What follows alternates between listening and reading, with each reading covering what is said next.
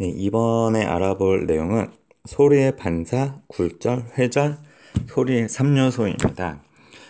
먼저 요 세 번째까지 소리의 반사, 굴절, 회절은 소리라고도 되어 있지만 이제 횡파로 이제 표현을 할 거고요. 아니면 때에 따라서는 그냥 빛이나 전자기파로 얘기할 수도 있으니까 소리는 종파인데 왜 이렇게 그림을 이렇게 그렸냐 이렇게 어쨌든 양해를 부탁드리도록 하겠습니다.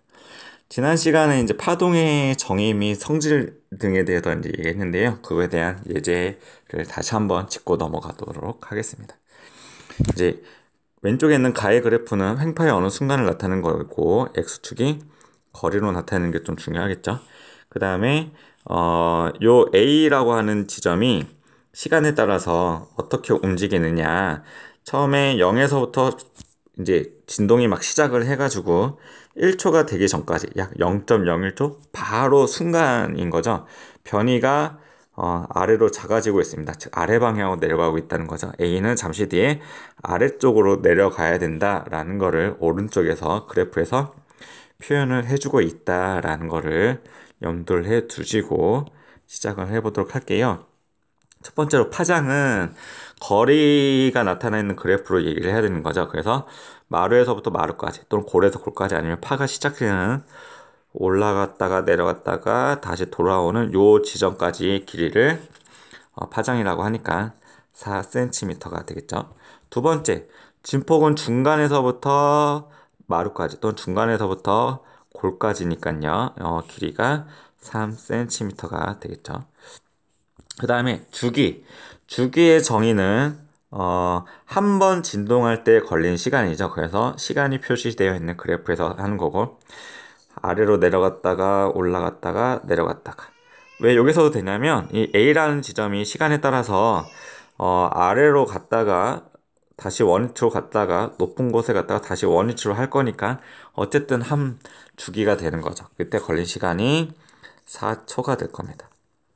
4초. 그럼 진동수는 주기의 역수기 때문에 주기가 4초였잖아요. 그럼 4분의 1 헤르츠 또는 0.25 헤르츠가 되겠죠. 속력이 지난 시간에 중요했었는데 속력 구하는 방법은 V는 F 람다로 계산을 했고요.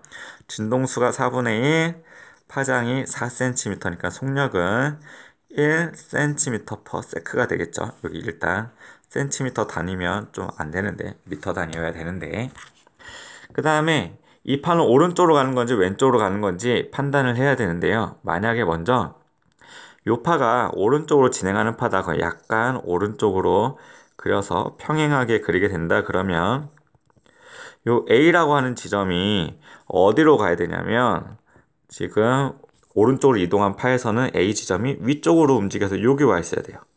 그런데 지금 오른쪽에서의 그림은 아래 방향으로 내려간다고 아까 했었잖아요. 그러니까 오른쪽으로 진행하는 파가 아니라 왼쪽으로 진행하는 파다라는 거고, 그 왼쪽으로 진행하는 걸 한 번 더 그려보도록 하겠습니다. 왼쪽으로 진행하는 파면 이 머리 부분을 약간 왼쪽으로 이동시킨 다음에 평행하게 따라서 그리면 되는 거고, 이 A가 잠시 뒤에 아래 방향으로 움직이는 거죠. 그래서 이 판은 왼쪽으로 진행하는 파다라고 보시면 되겠습니다. 반사의 법칙으로 넘어가도록 하겠습니다. 반사는 말 그대로 어떤 경계면, 공기라고 하는 매질과 유리라고 하는 매질, 즉 매질의 종류가 달라졌을 때 경계면에서 반사가 일어나는데요.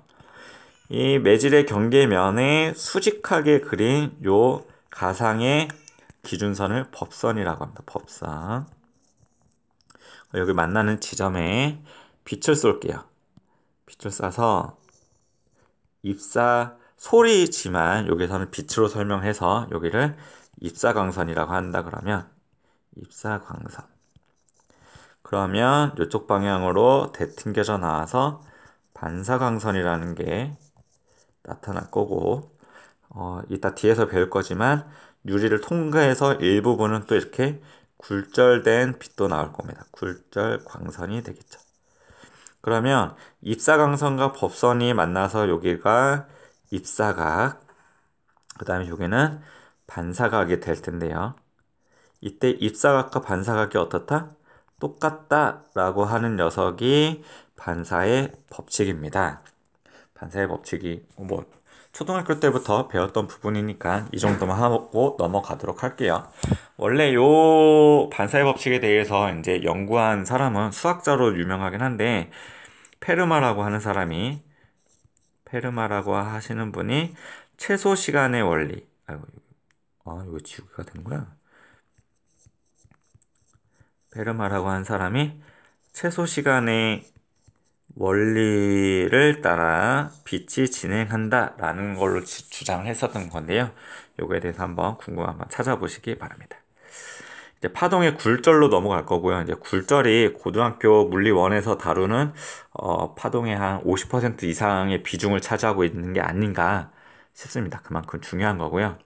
굴절이 왜 일어나냐면 매질이 달라질 때 속도 차이가 생기기 때문에 굴절이 일어나는 건데 뭐 설명을 한다 그러면 예를 들어서 여기가 대리석이에요. 여기는 진흙탕이라고 봅시다. 그럴 때 자동차가 바퀴가 이렇게 달려 있는 게 이쪽 방향으로 오다 보면은 여기 앞에 있는 바퀴가 대리석에서 진흙으로 진행할 때 이쪽에 있는 바퀴는 여전히 대리석에 있어요. 그래서 진흙 쪽에서는 느리게 갈 때 대리석 쪽에서는 빨리 가기 때문에 이 자동차가 연결되어 있는 부분이 이런 식으로 꺾이게 되는 거죠. 이렇게 오다가 이쪽 방향 꺾이게 되는 건데 요 그림으로도 설명하는 게 좀 이해가 안 간다면 운동회 때 우리 학교는 하지 않았지만 요거를 4명에서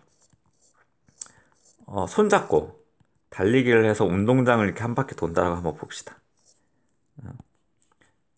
그럴 때 요 사람들이 이제 똑같이 간격을 유지해서 회전을 하려고 한다 그러면 요 안쪽에 있는 사람은 어떻게 달려야 될까요? 천천히 달려야 되겠죠. 요 바깥쪽에 있는 사람은 어떨까요? 빨리 달려야 되겠죠. 군대에서도 이렇게 행군할 때 바깥쪽에 있는 사람이 계급이 낮은 사람이 달리게 되는데 안쪽에 있는 사람은 천천히 달리고 있는 동안에 바깥쪽에 있는 사람은 빨리 달려야지만 이쪽 방향으로 꺾이게 되는 거죠. 그거랑 이제 똑같은 원리인데요. 설명을 반대로 한 거죠. 요거는 바깥쪽이 빠른 거, 여기는 느려지는 걸로 이렇게 설명한 건데 어쨌든 방향이 느려지는 쪽 방향으로 꺾이게 되더라라는 거를 이제 생각해 보시면 되겠습니다. 굴절을 좀 쉽게 설명하려고 했는데 잘 이해가 됐는지 모르겠습니다. 어쨌든 평면파가 A에서 B로 진행하는 판인데요. 실선이 마루라고 되는 거죠. 여기도 마루, 여기도 마루, 여기도 마루예요. 그래서 이쪽 방향으로 지금 파가 진행하고 있는 거죠. 그럴 때 B에서 매질의 속력이 파의 속력이 느려질 거예요. 그래서 이 부분에서는 파가 이렇게 뒤쪽 방향으로 뒤쳐진다라고 한번 가정을 해봅시다. 좀 많이 뒤쳐지겠죠. 이렇게 된다 그러면 이 실선들은 마루기 때문에 여기서부터 여기까지 수직하게 큰 요 선은 A 매질에서의 파장이 되겠죠. 파장. A 매질에서의 파장. 그럼 이때의 길이는 마찬가지 요 마루니까 이때는 B 매질에서의 파장일 겁니다. 그래서 지금 그림상에서 비교한다 그러면 A 매질에서 파장의 길이가 길고 두 번째 진동수는 A 매질에서든 B 매질에서든 같을 거예요. 뭐 실험을 해보시면 알 텐데 어떤 커다란 물통에다가 줄을 하나 연결해 놓고 진동을 이렇게 하게 돼서 진동을 약 10번 했다 라고 한다 그러면 물을 통과할 때 이제 파가 진행돼서 물속을 지나가게 된다 그러면 진폭은 줄어들지만 진동 횟수는 10번으로 동일해져요. 진동 수가 변하진 않습니다.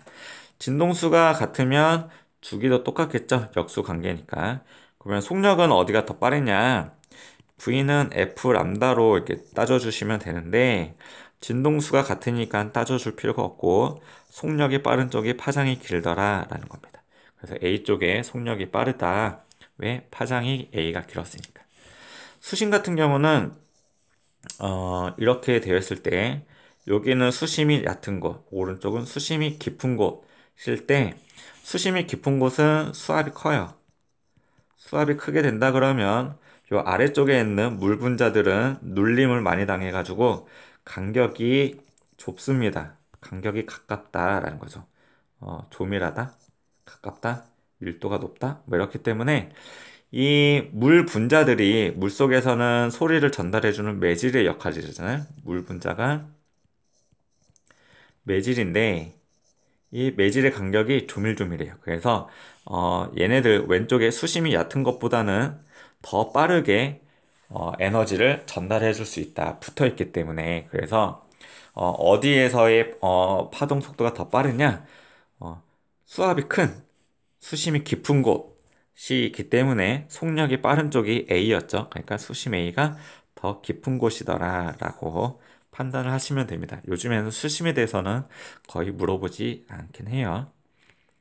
이제 파동의 굴절 위에서 이제 간단한 개념을 배웠으면 이제는 이런 식으로 왼쪽의 그림으로만 시험은 이제 문제를 보통 제시를 할 텐데 A 매질에서의 입사각을 세타 A라고 하고 B 매질에서의 굴절각을 세타 B라고 표현을 했습니다. 그래서 왼쪽에 있는 경우에서 입사각이 A 쪽이 크죠. 왜 그러냐? 속력이 A 매질에서 빠르기 때문에 그렇습니다. 그럼 굴절률은 어디가 더 크냐? 굴절률이라고 하는 거는 어, 어, 두 매질 중에서 만약 굴절이 일어난다 그러면 더 많이 굴절되는 정도. 그러니까 쉽게 말해서 굴절률은 굴절되는 정도를 얘기를 해요. 속력이 느릴수록 더 많이 꺾이겠죠. 그래서 파의 속력하고 굴절률은 약간 반대되는 개념이라고 보시면 되겠습니다. 그래서 부등호가 비매질적으로 더 큰 값을 가지게 된다는 거고 진동수는 같고요. 진동수가 같으니까 주기도 나와 있지 않지만 같겠죠. 파장은 어디가 더 기냐? 속력이 빠른 쪽이 더 긴데 V는 F 람다로 판단을 하시면 됩니다. 진동수는 같으니까 제외하고 속력이 빠르면 파장이 길다라고 해서 진동수가 같을 때예요. 진동수가 같을 때는 속력과 파장은 이러한 관계를 가지더라라는 얘기입니다. 그래서 요 5가지를 유추해내는 거를 잘 하셔야 돼요. 시험 문제나 어떤 문제집에서 문제를 풀 때 요 입사각과 굴절각의 크기만 주어지고 나머지를 다 유추해내서 문제를 푸는 문제들로 주어진다라는 거죠. 발음이 좀 이상하긴 했지만. 그 다음에 이제 소리의 굴절해서 낮과 밤에 굴절되는 정도에 따라서 어느 쪽의 소리가 더 잘 들리냐 이렇게 물어보는 건데요. 답은 문장 하나로 이렇게 알 수가 있습니다. 잘 알고 있는 속담이죠. 낮말은 새가 듣고 밤말은 쥐가 듣는다인 건데 낮말은 새가 나는 하늘 쪽으로 소리가 잘 전달되고요. 반말은 지가 있는 땅 쪽으로 잘 들린더라라는 겁니다. 소리가 그냥 일반 공간에서 퍼져나가게 된다 그러면 여기가 소리가 생기는 음원 지역이다라고 했을 때 1초에 똑같은 거리씩 사방으로 퍼져나갈 거예요. 이런 식으로.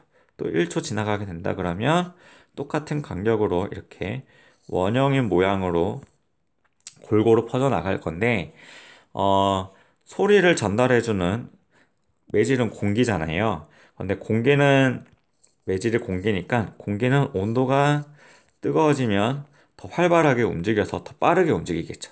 그래서 뜨거운 공기는 소리를 더 빠르게 전달해주기 주는 거예요. 그래서 이제 해가 그려져 있는 낮이고요. 낮에 자동차가 경적을 울렸다라고 가정을 하게 된다 그러면 하늘 쪽은, 여기 땅 쪽은 온도가 높을 거고, 온도가 땅 쪽이 높고, 하늘 쪽은 온도가 낮겠죠. 그래서 경적을 울릴 때 1초에 이만큼 갈 때 땅 쪽은 이만큼. 소리가 이런 식으로 약간 일걸어진 방향으로 퍼지겠죠. 1초에 또 이만큼 갈 때 땅 쪽은 이만큼 올 겁니다. 그래서 파의 진행 방향을 표기를 한다 그러면 수직하게 표시가 돼야 되는 거고 그림이 좀 엉망이지만 이쪽 방향으로 이쪽 방향으로 왼쪽 방향으로 이렇게 하늘 쪽 방향으로 소리가 더 잘 진행하게 된다라는 거죠. 그래서 온도가 땅 쪽이 크기 때문에 땅 쪽이 공기가 뜨거워서 소리를 더 빠르게 전달시켜주는 거고, 진동수는 똑같고요. 파장은 속력이 빠른 쪽, 잘 모르겠다 그러면 V는 F 람다에서 진동수가 제외하고 속력이 크면 파장이 길다라고 하시면 되고, 진동수랑 주기는 같으니까 이렇게 되겠죠. 밤인 경우를 한번 보겠습니다. 밤인 경우에도 밤은 상대적으로 온도가 땅 쪽에 빨리 식어서 하늘 쪽이 뜨겁죠. 그래서 이제 경적을 울리게 된다 그러면 땅 쪽이 1초에 이만큼 갈 동안에 하늘은 이만큼 갈 겁니다. 1초에 이만큼 갈 동안에 하늘은 이만큼 갈 거고요. 1초 이만큼 갈 동안 하늘은 이만큼 갈 겁니다. 그래서 파가 진행하는 방향을 표기를 한다 그러면 이런 식으로 직각되는 방향으로, 또 이렇게, 또는 이렇게 하늘 쪽으로 올라가지 않고 뭔가 이렇게 땅 쪽 방향으로 내려오려고 하는 거겠죠. 더 많이 그리면, 아니면 그림을 제대로 그리면 지면을 향하게 되는데요. 내용을 정리를 한다 그러면 속력이 온도가 상대적으로 뜨거운 하늘 쪽이 빠를 거고, 진동수는 같고요. 파장은 하늘 쪽이 길고, 이러한 왼쪽하고 동일한 방법으로 이제 결과는 다르게 찾아낼 수 있을 겁니다. 내용을 다 알면 좋겠지만 잘 간단하게 알고 싶다 라면은 이제 요 속담을 좀 눈여겨보시면 좋을 것 같습니다. 그 다음에 파동의 회절은 이제 알아볼 텐데, 회절이라고 하는 거는 파가 매질을 통해서 전달하고 있지만 장애물이 있어도 그 주변이나 뒤편까지도 이제 파동 에너지가 전달되는 현상을 회절이라고 하는데요. 결론부터 얘기한다 그러면 장애물의 틈새 또는 슬릿이라고 하는데, 슬릿, 틈새가 좁을수록, 그다음에 파장이 길수록 회절이 잘 일어난다. 이 한 문장으로 알 수가 있습니다. 지금 수면파 발생 장치라고 하는 건데요. 요즘에는 이런 거를 수면파 이렇게 화면만 좀 이렇게 확대를 시키면 글자가 깨져가지고 좀 더 좋은 스마트한 태블릿을 이제 구매하고 싶지만 신발을 구매해야 돼서 아무튼 보겠습니다. 수면파 발생 장치고, 여기에 물이 가득 잠겨져 있는 상태에서 요게 앞뒤로 막 위아래로 이제 진동을 하게 되면 파가 이렇게 생깁니다. 그래서 진행을 오른쪽 방향으로 할 텐데요. 요 하나의 간격이 파장이 되겠죠. 그래서 여기가 이제 틈새가 있는데, 여기를 통과하게 된다 그러면 이만큼만, 똑같은 파장의 간격에 틈새만큼만 생기는데, 원래는 이렇게 생겨야 되지만 요 장애물 뒤편까지 파의 에너지가 더 생기더라 하는 게 회절이라고 하는 현상이에요. 오른쪽은 지금 여기 왼쪽에 있는 것보다 틈새가 더 좁죠. 그래서 이만큼, 색깔을 좀 일치를 하는 게 좋겠다. 이러한 간격으로만 생겨야 되는데, 이렇게 간격이 좁을 때는 요 뒤편에 훨씬 더 회절이 잘 일어난다는 거죠. 파장은 똑같을 때, 틈새가 좁을 때 왼쪽하고 비교했을 때